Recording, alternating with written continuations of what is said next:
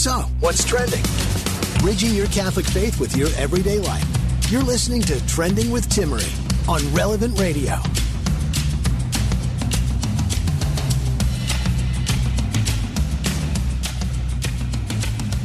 Hey, it is Marriage Hour here on Thursdays on Trending with Timmery. It is great to be with you.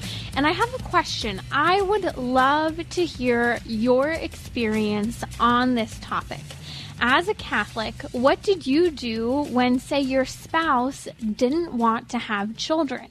Maybe this came as a surprise to you right after you got married. Maybe it was something that all of a sudden came up and they said, oh yeah, we can wait 5 years or 2 years, and you had no idea. I think that the idea of spacing children out, waiting to have children, is a topic that a lot of people end up being very surprised by the strong opinions of one of their spouses, especially in such a contraceptive culture. And so I would love to hear what your experience has been with this, and maybe how you navigated the waters of prayerfully having to wait for your spouse to come on board and be with you on the specific topic of what do we do when we're disagreeing about the future of having children. So again, give us a call. I would love to hear from you. The number is 1-888-914-9149. Again, that number is 1-888-914-9149.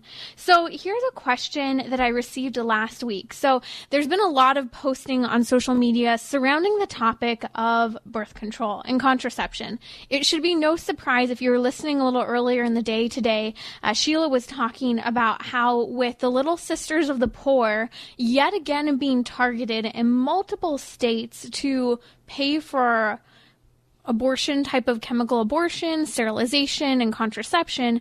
Again, I'm sorry, my head can't quite wrap around the fact that they're targeting older Catholic nuns to pay for contraception. It just makes no sense. Like, why the nuns? I mean, you could target any other group that maybe would make a little more sense. They just are bullies here. So in the meantime, as this battle ensues at the Supreme Court, Planned Parenthood has been posting left and right about how contraception and birth control are basic health care.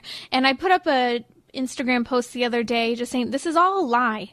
And most women have no idea why. And I put 3 simple points as to why that is a lie. You can see that post on my Instagram at Timmery. You can connect via social media by heading over to relevantradio.com/trending. So here's the deal. As I was looking at this topic, one of the comments that came up was, I think, an insightful comment that a lot of people really do kind of wiggle in there to think that contraception's okay in certain circumstances. And here's the deal. People comment all the time, okay, I won't take contraception. I'm opposed to it. I get there are health risks. But what about contraception as a solution for developing countries where, say, women have too many children than they can care for and live in a male-dominant culture that can sometimes be harmful and dangerous for women? And my mind is blown because the reality is I get that people are trying to offer a helpful and safe solution for women in developing countries. But think of it another way. We're talking about a culture that perhaps is degrading women to some extent, is using them as sexual objects, and where maybe they're having a little bit more difficult of a time caring for their children because they're having so many children, okay? And again, this is a Western perspective that you and I have, assuming what's happening in another country. Well, that's to say, sure, let's give them contraception. What will happen from that? What will happen is exactly what we're seeing happen, where you suddenly take places in third world developing areas where Bill and Melinda Gates and their foundation, the United Nations Population Fund, and others have gone in implementing family planning funding. And what do? They give free contraception, free condoms, and other things. Well, here's what happens. We then reduce the consequences of sex, feed a utilitarian mindset that is clearly part of a problem, and what they're claiming, feminists are claiming, is a male-dominant society that is harmful for women. And then what this does is it feeds sexual degradation of women, which devalues women and furthermore devalues children to the point where they're literally losing their lives. And there's another story that's been an incredible alternative. So is the answer contraception for developing worlds? No, it's not the answer, because contraception feeds a culture that is devaluing sexuality and is devaluing women. But here's an incredible fact about most third world developing nations. This is what's fascinating. And this is something we learn about, for example, from Obianuju Ikoka. She specifically talks about how, in fact, this is ideological colonization. And she talks about how, for example, the African people are incredibly naturally pro-life. They celebrate children, the gift of life. And abortion is not in the nature, is not in the culture of the African people. So as this ideological colonization is being forced by Bill and Melinda Gates, the United Nations, and other organizations, praise God, our president, with an incredible team of people who have said no, abortion isn't okay, have actually pulled funding that the United States was contributing to the population fund to literally abort and contracept the women in developing nations. So praise God, we're not doing that right now. But here, this incredible fact about other nations being naturally pro-life points to a deeper, I think, issue for me. And that is that I feel like we sometimes make assumptions as part of the Western world that developing nations can't be happy because they have more children than we do, because they have more of a male-dominant society than we do, because they have more male leaders, let's say, than we think is acceptable. So they can't be happy. They can't like this forced motherhood. And I think that this is quite a snobbish assumption on our part, which is part of this ideological colonization that the United Nations is forcing in other areas. A great example of this is something that we saw in the Philippines, where in the Philippines, the people were incredibly pro-life. They did not pass any abortion laws, and then all of a sudden the United Nations some years ago swooped in saying, we want to offer you free family planning funding, which is code for abortion and contraception. The Filipino people said no thank you. In fact, they're predominantly a Catholic country or Catholic area, right? And so they say no thank you. Well, what happens is the United Nations ends up forcing in just a little bit of funding. Come on, let's just help you. Well, they're trying to tell the Filipino people that they don't know their own culture. They don't know their own bodies. They don't know what they want. And this is what's scary about this ideological colonization taking place in many of the developing countries in areas that we think we need to pity. But here's the truth, and I think that this is fascinating. When we tell a different story, we see that it comes down to education. Sure, contraception could be one option for education, but there's another option. That is when third world countries receive education about natural family planning. We've seen incredible success stories.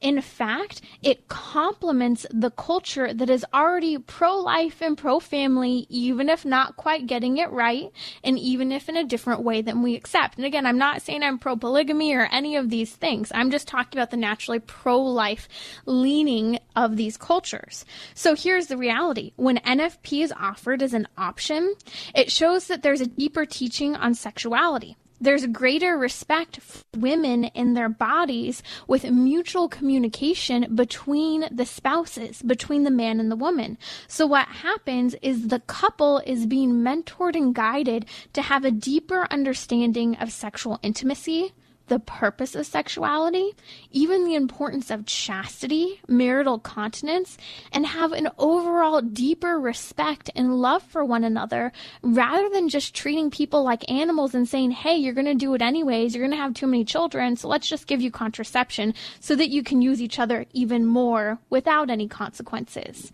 So I get the good intention of trying to offer contraception as an option, but that's actually not what respects to culture, nor is it what helps people to have a deeper understanding of human sexuality and a deeper level of communication with each other.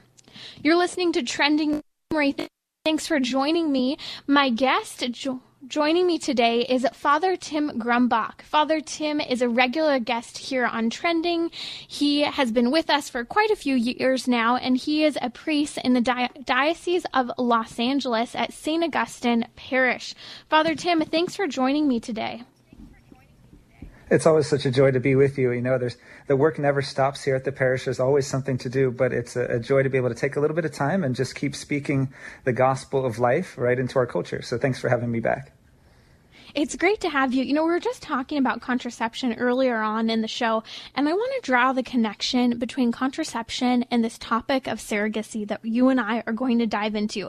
If you haven't heard, Anderson Cooper, just days before Mother's Day, talk about timing, ended up announcing that he's got a new baby. That's right. He has acquired a new child.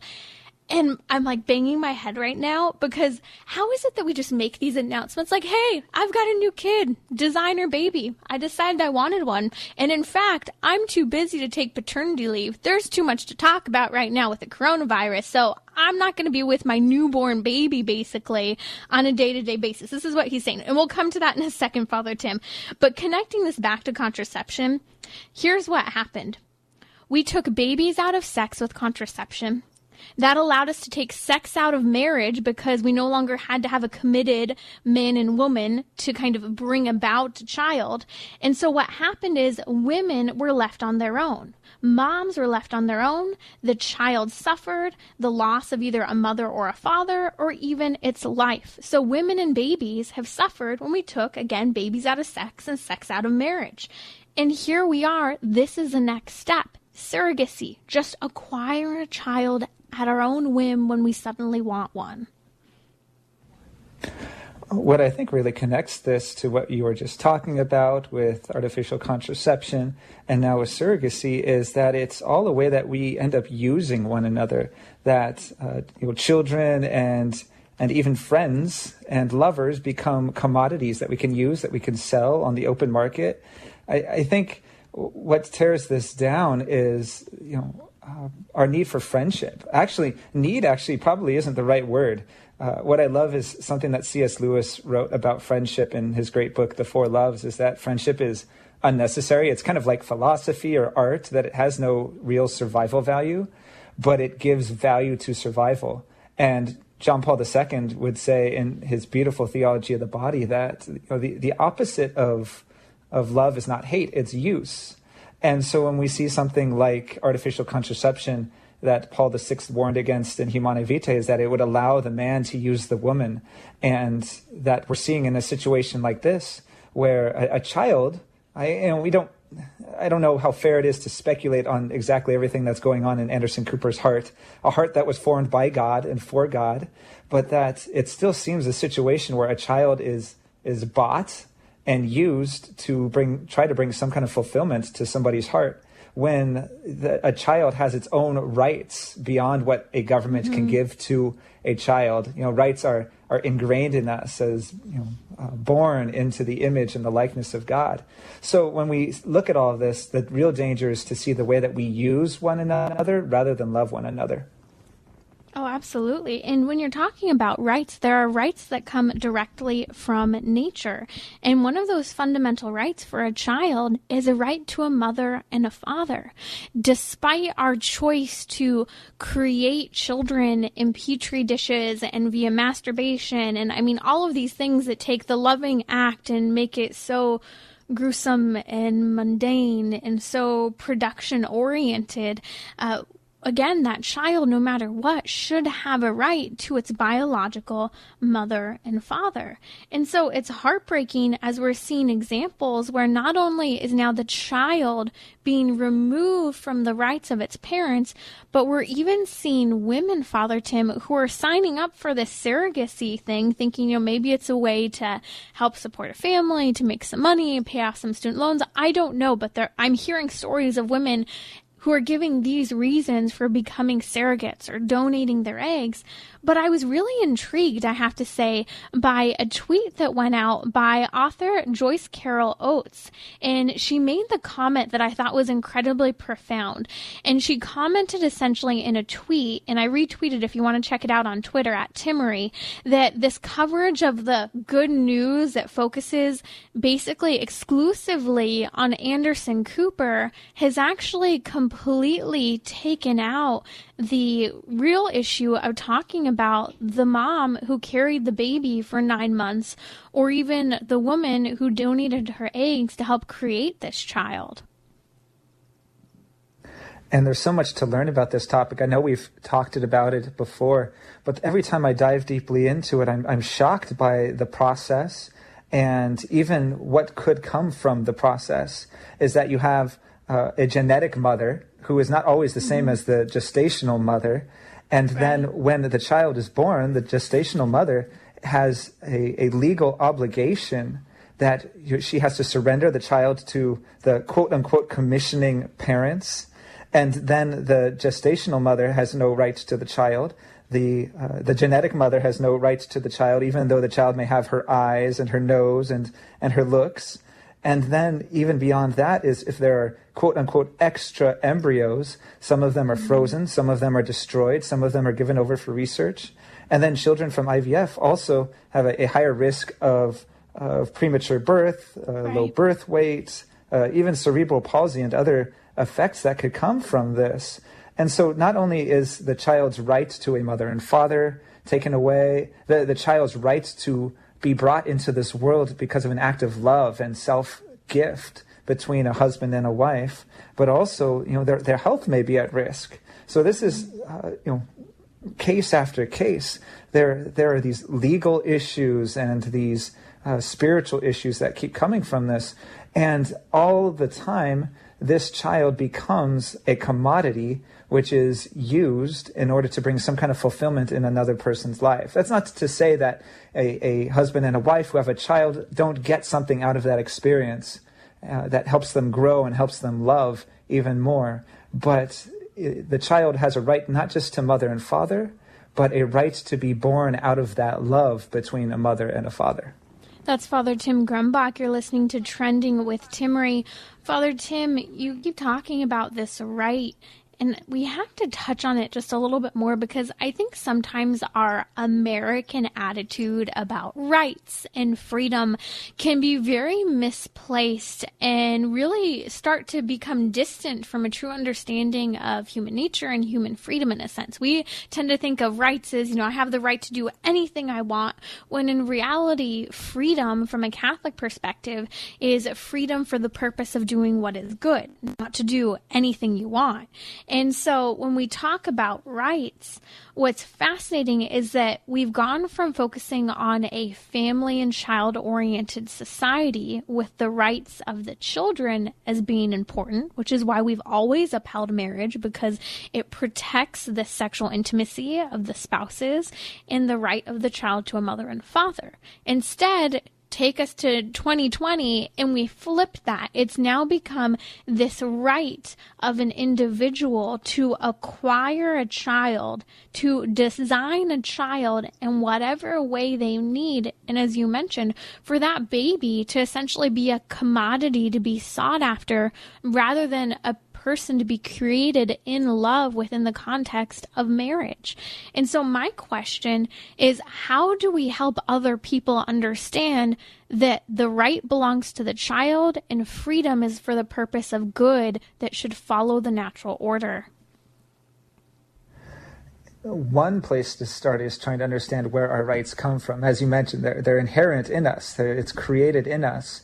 And I think our American understanding, even though at the beginning we talk about inalienable rights and where do those inalienable rights come from, but you just have to look at the situation that we're living in right now. That's a whole nother conversation about, what rights the government has to take away certain liberties and who is responsible for taking care of those who can't take care of themselves, and subsidiarity and everything like that. But is it the government that gives us rights, or is the government there to protect certain rights and rights that are, like you said, not about doing whatever we want, but doing what we ought to do? And so we have, looking at this situation, the rights of the parents, the rights of the gestational mother, the genetic mother, who have, in some way, apparently, contractually given up their rights to this child. And then someone like Anderson Cooper, who, if we're honest, we can look at this and say it's the rich, the wealthy, the powerful who are capable of commodifying these children, even though they may show real love to these children in some ways. But it's the rich, the powerful who are able to commodify these children, and even before they're born, limit certain rights and freedoms that they inherently have, that are not something the government can give to us, but something that the government is meant to protect. And in this case, it seems not even allowing the child to have from the very beginning of his creation. But one of the things that does strike me most about this is just praying over this situation. One of the first things that came to me was, God still wants to love this child. God still wants to love Anderson Cooper. And, both of their hearts were made for God. And so a lot of the thorny issue that comes from talking about this is some people might think that we're saying because a child has, quote unquote, been manufactured or commodified, that maybe that they're just a creation from a laboratory and don't have the same inherent dignity as somebody who was born from a loving relationship between a mother and a father. Well, we know that there are so many children in the world right now who may not have a father in their life or may not have a mother in their life. Does that make them have less dignity? No, but it's a right that seems to have been taken away from them because of the situation that they live in. But they still have that right to grow up in a family that has a mother and a father, so that they can receive love from both the masculine and the feminine. And that is something that's missing from this situation on the surface, but deep down, God still wants to love these people. They're not second-class human beings because they are born through in vitro fertilization. It's something that we as a church have to begin with, is this person is loved.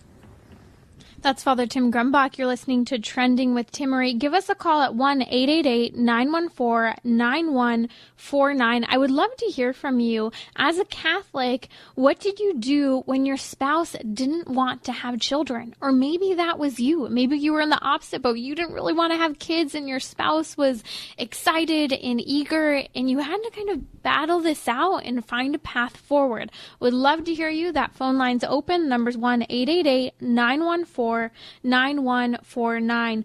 Father Tim, I love that you emphasize how we have to really humanize and respect all children, no matter what way they were created, despite the fact that the child was denied its right to being created in the loving act of a mother and a father and being raised by a mother and a father. With that, one of the things that is rarely ever talked about, yet I actually do think we are starting to see this as kind of entertaining plots in a lot of crime scene television shows and others, where suddenly, I'm thinking of Blue Bloods, I think just an episode last season, where the story goes, Tom Selleck's one of the main characters, they ended up having a murderer on the loose, and essentially, lo and behold, it was a woman who found out that her father really wasn't her father. She was conceived using IVF, and she was upset because it ended up being that her real father was the doctor from the sperm bank IVF center, and the doctor didn't actually use her real, or what she thought was her real biological father's sperm to create the baby. And it's interesting because I'm hearing real life stories where people are going and doing things such as 23andMe, and they're finding out that their parent really isn't their parent. And so the truth of the matter is that children want answers. Children want to know their real biological parents, and we need to return to having children have the right to them to begin with, not a contract that signs any rights to that parent away. And one of the most unfortunate results of all this is that parenthood becomes such a mysterious thing, not a good way, but such an abstract thing, as if parenthood could exist without one being a father or one being a mother, but that parenthood only exists in a father or a mother. And that's another tragedy in this situation. And so we continue to pray for all of our fathers and mothers out there, that they learn the gift of parenthood as a gift of themselves to one another, and so to their child, and so to the world. That's Father Tim Grumbauch here on Trending with Timmerie. We'll be right back.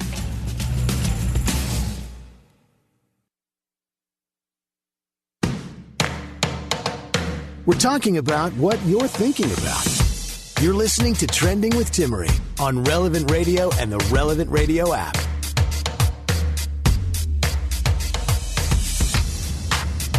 You're listening to Trending with Timmerie. I'm really looking forward to sharing with you in just a little bit this incredible tradition in the Catholic Church. Not really popular here in the United States, but I'm seeing it going around, and something that I adopted when I got married just about a year and a half ago, and that's the tradition of being married on a crucifix. I'll explain to you a little bit more about what that is. It's absolutely fascinating, and when it's done, the divorce rate is 0. So we'll talk about that in just a little bit. But I've had this question that I've been asking, and I'd love to hear your thoughts. Give us a call and share with me what your experience was. The phone number is 1-888-914-9149. Here's the question.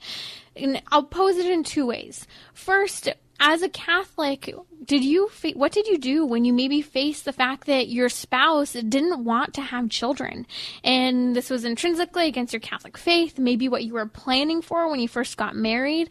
How did you handle that? Or in another end of the coin, I know a lot of people kind of thought that contraception was okay. Maybe that's just what you believed. Maybe you were misinformed. I know people who have been misguided, unfortunately, at times by our own priests on this topic. And then years later, they start growing in their faith, and you all of a sudden discover that contraception isn't okay. And you kind of are trying to find a path forward, especially when you and your spouse have been functioning in a contraceptive mindset, not knowing that something was wrong. What did you do when this wasn't originally what you both signed up for, or what your plan was with regard to being open to life and having children? So give me a call. The number is 1-888-914-9149. I would love to hear from you, hear your story, and just kind of a brief comment on what that experience was like when you weren't on the same page and had to find a path forward. So here's the reality. We have this attitude in the culture that contraception is necessary for marriage. Now, on one end of the spectrum, people think it's necessary in order for women to have a career. It's necessary in order for us to be educated. So I have to start with this first. Ladies, and if you have daughters, it's really important that this is communicated to them. And this is something I always try to remember to share when I'm speaking to young women.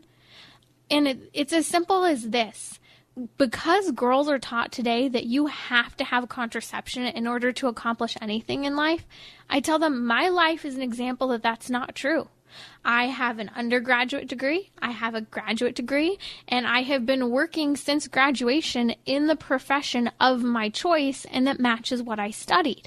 And I don't say that as like kudos to me, tapping myself on the back. I say that because I know a lot of people in the culture who thought contraception was necessary. They kind of got through school, they're unhappy, frustrated with their relationships, and often are struggling to even match up the things that they studied with what they want to do with work. And so I always say, I didn't need contraception. I didn't need abortion. It's the lie that we are being told as women. But then take that argument a step further. Women are led to believe, well, if I need it for work, if I need it for education, why wouldn't I need it in marriage? One argument is just for the simplicity of planning children, or even to avoid children altogether. But we have to go back to the first question. That is, what about planning children? This is where we have the incredible gift of Pope Paul VI, Saint Pope Paul VI, in his encyclical letter Humanae Vitae. And this is where we learn about married love and sexuality, and specifically having children. And he talks about, what are grave reasons for people having to delay having children? What is maybe a respectful way to honor the body and marital chastity and marital abstinence for a period of time if that's necessary.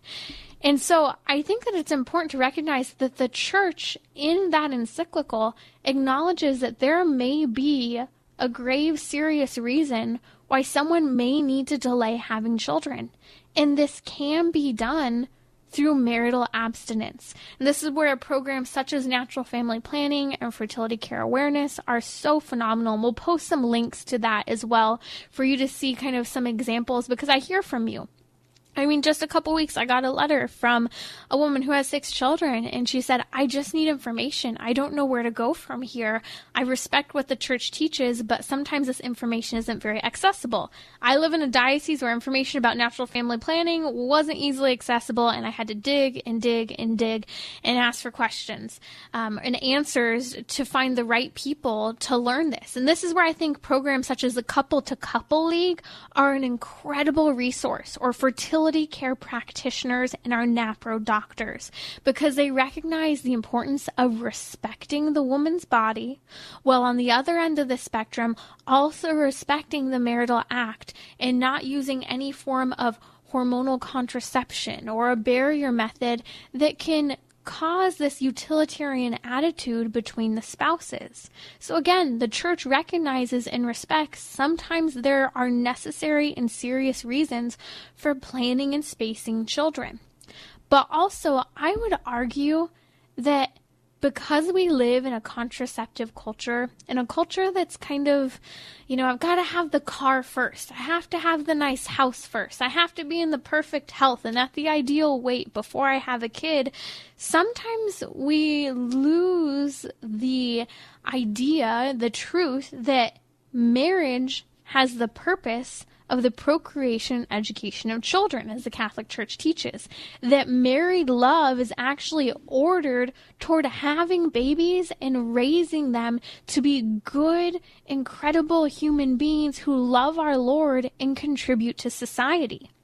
And so when we overemphasize planning children or avoiding having children, we've actually lost sight of the purpose of marriage. And this is really important. I want you to hear that.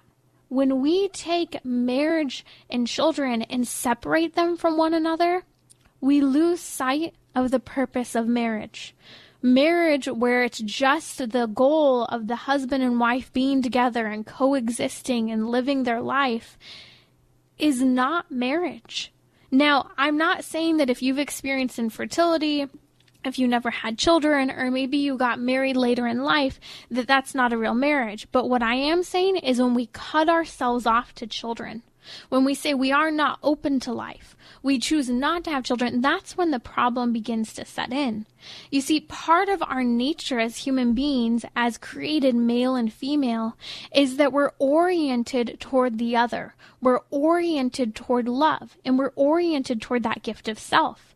Just look at the woman's body. It's literally created and ordained, and the whole idea of a woman's health can actually be monitored according to her capability of being able to conceive a child. In fact, we can know all kinds of things about a woman's body if something's off with fertility and ovulation, that something overall with her body may be going on. It could be stress. It could be some sort of disease. It could be all of these different issues that are happening. But the beautiful part is that her whole fertile cycle, month to month, is oriented toward the capability of conceiving a child. Even her own body is oriented toward the ability to carry and nurture a child and gestate a baby. Her whole body is then oriented toward also being able to nourish that child. That's what's so fascinating, even about kind of the breast tissue in a woman. I know some men are going, oh, please help me, like spare me right now. No, get over it. We can all talk about this for a second here. Even the tissue in the woman's chest develops during pregnancy. And as the breast tissue develops, they're called lobules, into stage 3 and 4 lobules. Those tissues in a woman's chest actually become cancer resistant during pregnancy as they orient toward the ability to produce milk. And I think that this is fascinating because her whole body and the health of her body is oriented toward creating and nourishing new human life. But we could take that kind of a step back a little bit for people who maybe aren't able to have children. This is one of the most profound moments I think that we all have to turn toward, and that is that we are created for spiritual and physical motherhood and fatherhood. That even if you aren't able to have children, or even if you're not at that point in life where you have children, that you are called to give your life to others. You're called to live out your maternity and your paternity in a very special way in the culture. I'll never forget, I was in college still, and I was trying to figure out what was kind of one of the next steps with regard to some of the nonprofit work that I was doing, and I was having a hard time deciding. And my spiritual director looked at me and said, Timmery, where are your children? I go, what? And he goes, where are your children? I'm like, Father, that sounds really weird. Like, I'm not even married. I don't know what you're talking about. I thought he was crazy. And he goes, no, he said, where do you feel that you are living out your vocation in the respect that you are giving yourself toward other people and building them up? These are some of the most powerful elements of spiritual motherhood, that no matter where you are in your life, whether you've experienced infertility or fertility, that you can give your fatherhood and motherhood to other people in the culture who so desperately need that tender love, care, guidance, leadership, encouragement, things that are often missed in today's culture that has so separated motherhood and fatherhood from their children. People are hungry for this. And I always look to my parents, who are incredible examples. I sometimes make the joke that I think they sometimes gathered the lost boys, where whether it was cousins or friends, they always kind of ended up seeming to have someone who made their way into our home and kind of endearing themselves to my parents, because they really needed that mentorship and that guidance, even just that love that was present from people who weren't even their actual parents. And so this comes back to this whole idea of, is contraception necessary within marriage? It's not. Yet we've worked ourselves up to think that we have to live in a culture that perfectly plans children, that perfectly separates us from having responsibilities from others, when in reality, we're actually created to have a sense of responsibility for other people. And we're created for this biological and spiritual motherhood and fatherhood. And that one of the greatest fruits of marriage are the children and the loving fruits that come from that married love. You're listening to Trending with Timmery. We'll be right back. So, what's trending? Bridging your Catholic faith with your everyday life. You're listening to Trending with Timmery on Relevant Radio and the Relevant Radio app.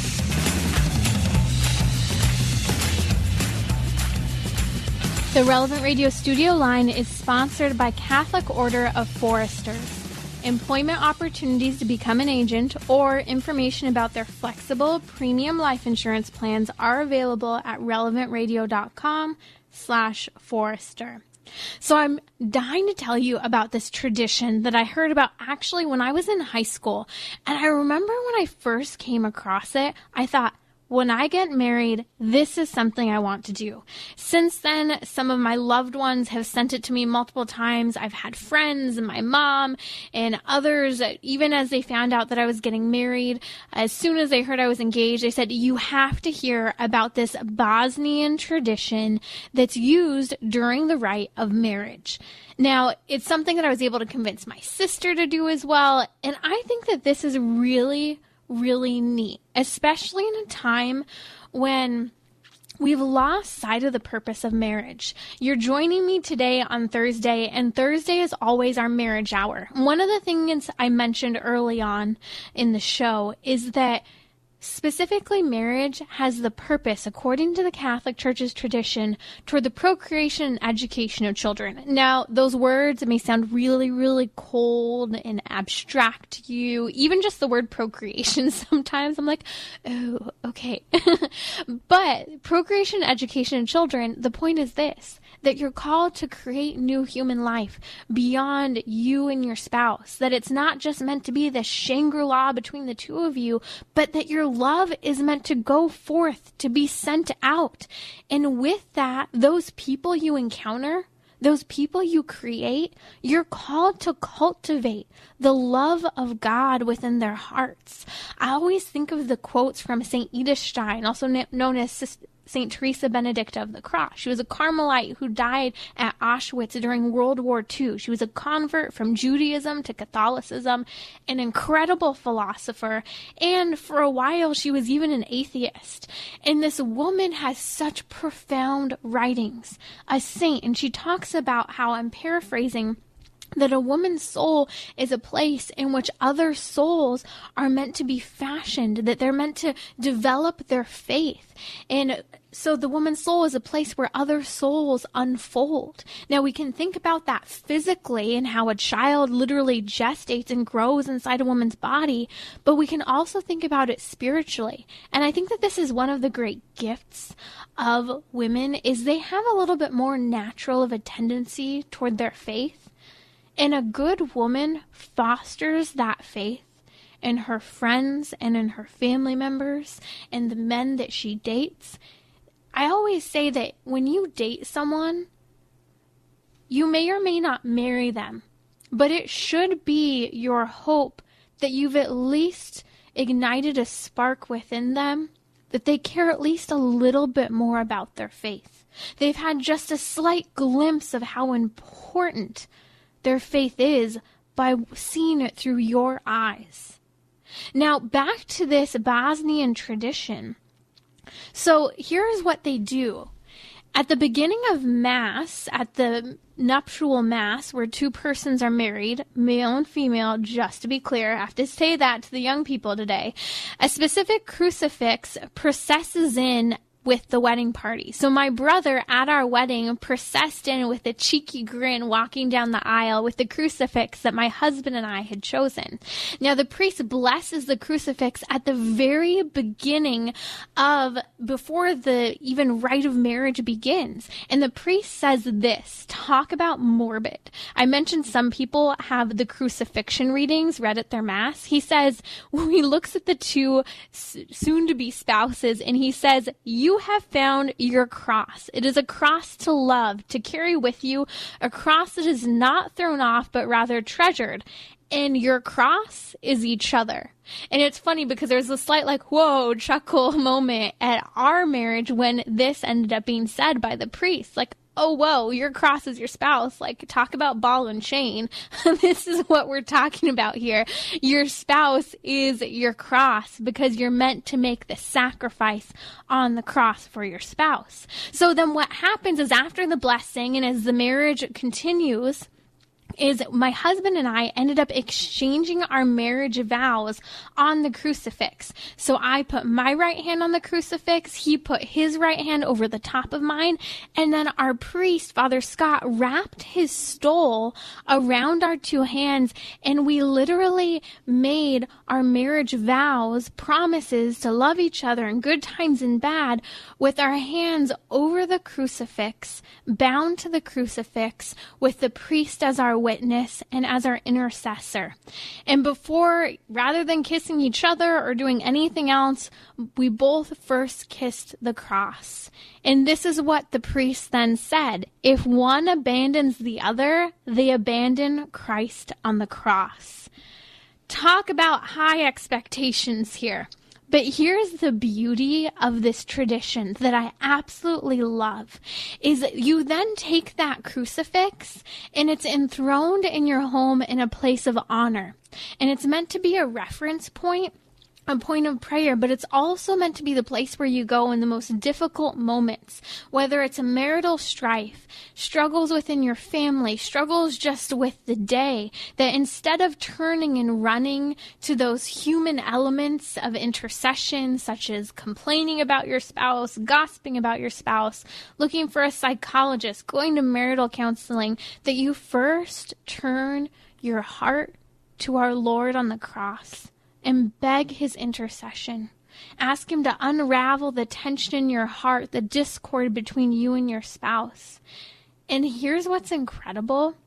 In the town of Surrogacy, I may not be saying that right, but Surrogacy, where this is done in Bosnia, where this is widely practiced, what we've seen is that in this small town of about 13,000 inhabitants, they cannot even recall a single divorce or broken family.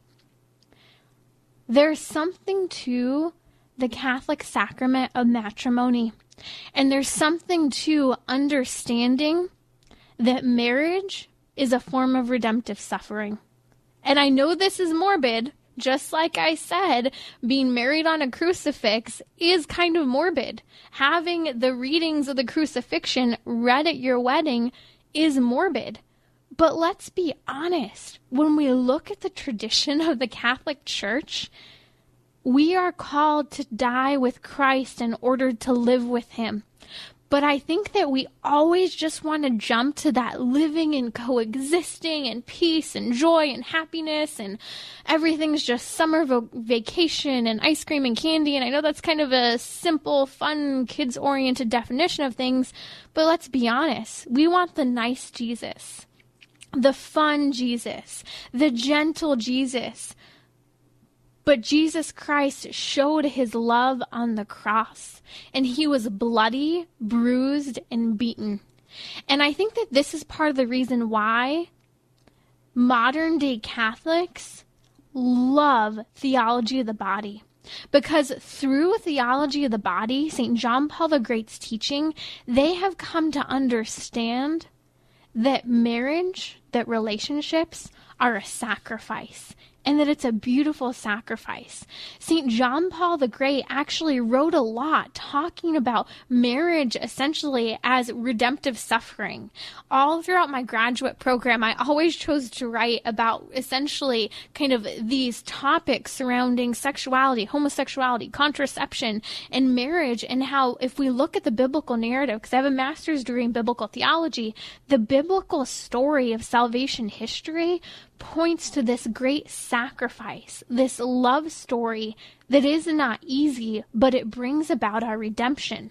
So I'm actually really excited. I don't know if you've heard the news, but coming up this Monday, May 18th, we'll be celebrating what would have been the 100th birthday of St. John Paul the Great. All day long, we'll have special interviews and content remembering the life of this great saint and everything that he accomplished in the church and the world. And let's be honest, we'll be talking about what he accomplished for love in our culture. Father Rocky will be celebrating a special Mass in honor of St. John Paul the Great at noon Central. And again, you can watch or listen at relevantradio.com or on the Relevant Radio app.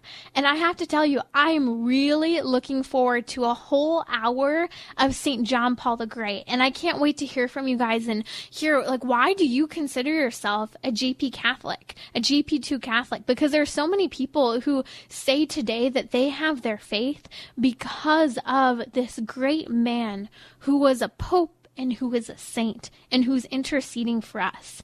And I come back to this yet again. Married on a crucifix reminds me day in and day out that marriage is redemptive suffering. And if we don't have that as part of our attitude with regard to marriage, there are going to be a lot more tears and pain that than is necessary.